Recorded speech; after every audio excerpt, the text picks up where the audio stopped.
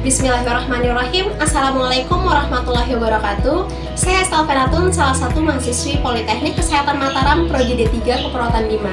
Pada video kali ini saya akan menjelaskan mengenai pemeriksaan fisik pada ibu hamil, yaitu dengan menggunakan pemeriksaan head to toe level 1 hingga level 4. Untuk tindakannya, kita simak video berikut ini. Assalamualaikum. Waalaikumsalam. Mari duduk Ibu. Perkenalkan Bu, saya dengan perawat Hesti. Iya. Ibunya dengan Ibu siapa? Ibu Lila.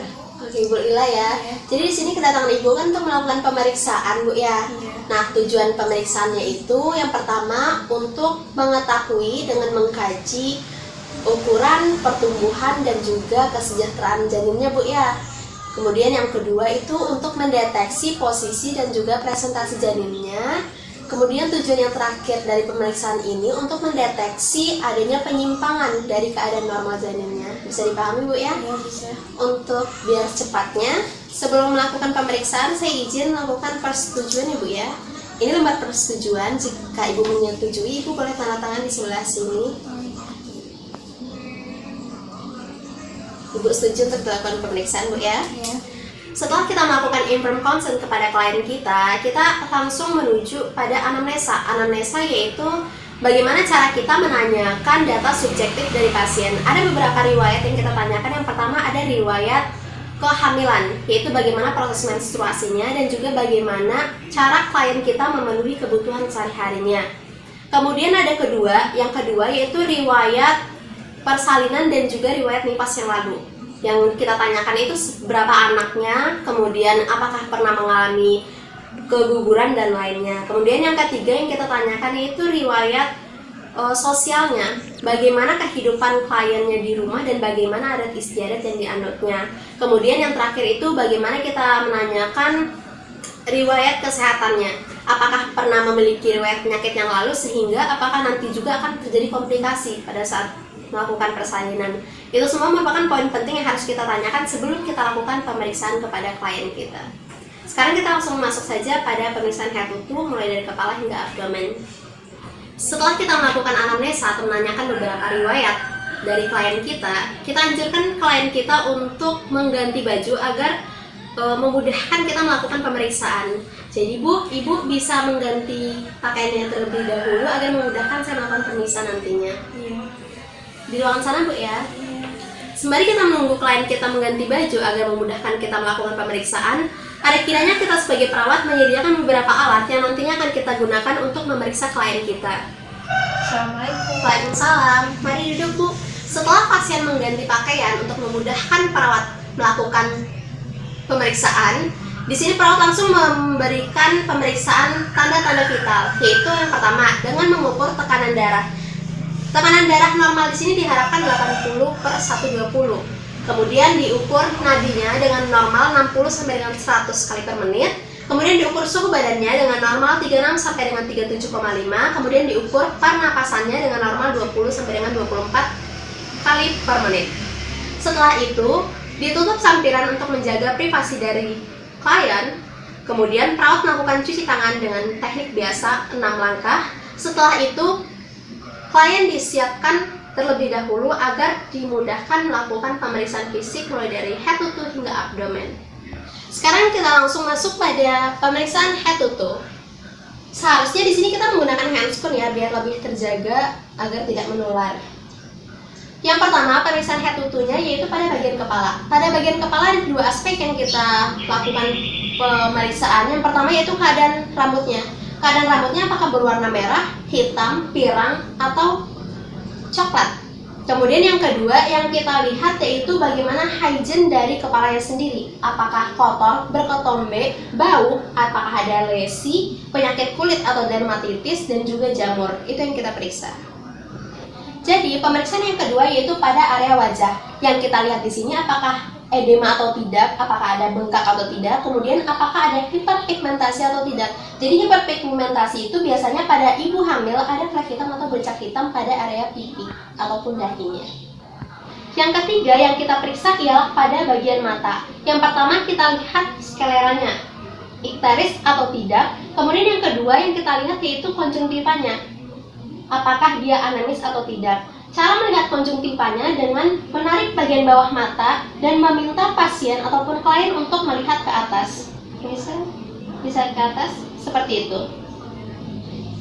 Jadi pada pemeriksaan selanjutnya yaitu pada bagian hidung. Di sini kita menggunakan alat bantu pen light atau senter kecil, di mana pada bagian hidung kita melihat apakah ada sekret atau tidak seperti lendir.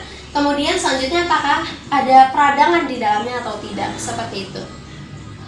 Pemeriksaan selanjutnya yaitu dengan melakukan pemeriksaan pada bagian telinganya. Yang kita lihat yaitu apakah bentuknya simetris atau tidak pada bagian kanan dan kiri, kemudian daun telinganya bersih atau tidak, dan bisa kita lihat juga menggunakan pen light apakah terdapat cairan seperti nanah atau lainnya. Pemeriksaan selanjutnya itu pada bagian rongga mulut. Yang kita lihat ada beberapa aspek. Yang pertama, apakah rongga mulutnya itu berbau atau tidak, kemudian apakah ada stomatitis atau radang mukosanya. Selanjutnya pemeriksaannya pada bagian lidah, lidahnya kotor atau tidak. Setelah itu kita lakukan pemeriksaan pada bagian gigi. Giginya itu terdapat perkarangan gigi atau karies, atau apakah ada perdarahan pada giginya. Dan yang terakhir kita lihat pada bagian tonsel ataupun amandelnya, apakah ada pembengkakan ataupun peradangan di dalamnya. Selanjutnya kita lakukan pemeriksaan pada bagian leher dari klien kita. Ada beberapa item yang kita periksa, yaitu pertama ada kelenjar tiroid dan yang kedua ada kelenjar getah bening. Caranya hampir sama tetapi letaknya yang berbeda. Yang pertama, cara kita memeriksa kelenjar tiroidnya itu dengan meletakkan dua jari kita.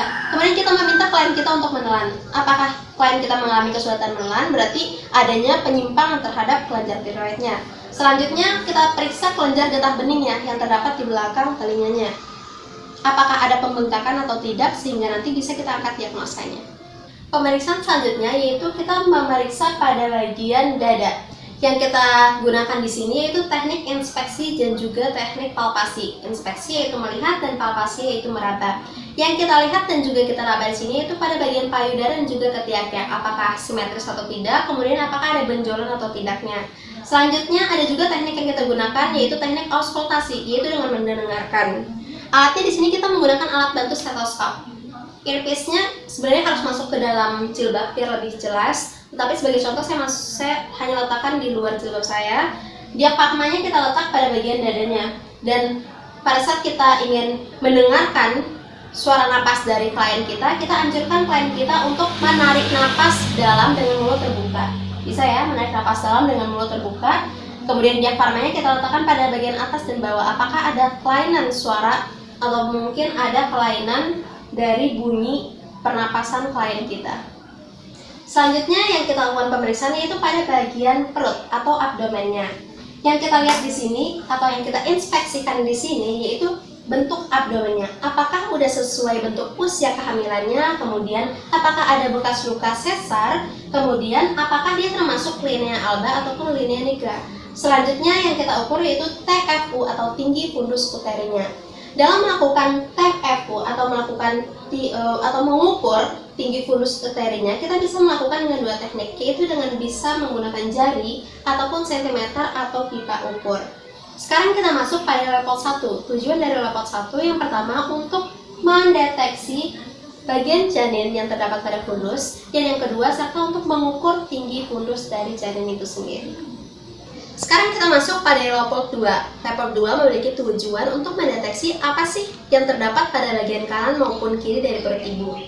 Selanjutnya caranya ada beberapa. Yang pertama, kita sebagai pemeriksa atau perawat, kita duduk menghadap kepada klien kita.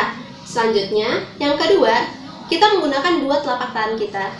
Apabila kita ingin meraba pada bagian kanan, kita gunakan tangan kiri untuk memfiksasi. Tangan kiri kita fiksasi, tangan kanan kita lakukan perabaan apa yang terdapat pada bagian kanan dari perut ibu. Apabila kita ingin meraba bagian kiri, kita fiksasi menggunakan tangan kanan. Sebaliknya ya, apa yang terdapat pada bagian kiri perut ibu. Sekarang kita masuk pada level 3. Tujuan dari level 3 ialah untuk menentukan apa sih yang terdapat pada bagian bawah perut ibu dan apakah bagian terbawah janin sudah masuk PAP atau belum. Untuk diketahui bahwa PAP ialah pintu atas panggul.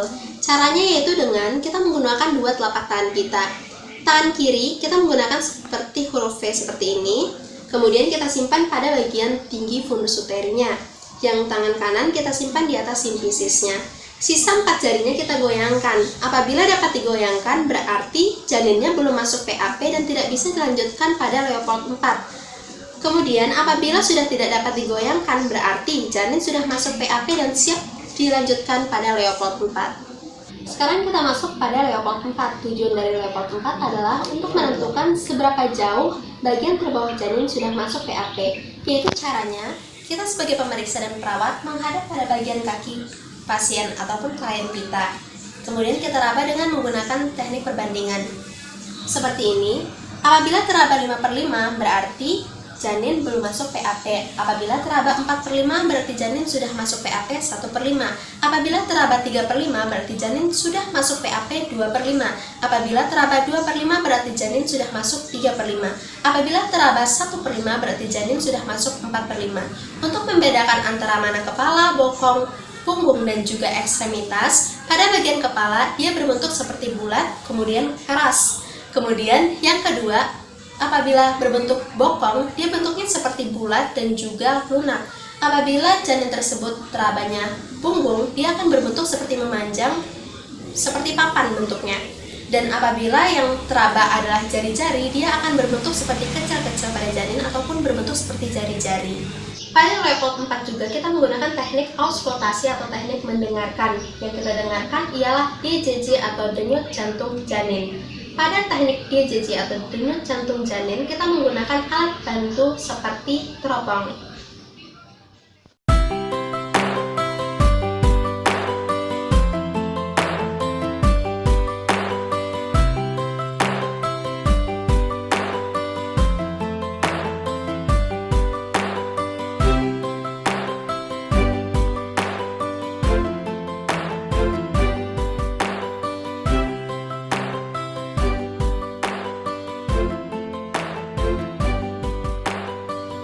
Video pemeriksaan ibu hamil dengan menggunakan teknik head to toe level 1 hingga level 4. Terima kasih banyak atas perhatiannya. Saya Hesla Penonton. Akhirul kalam, wabillahi taufiq wal hidayah. Wassalamualaikum warahmatullahi wabarakatuh.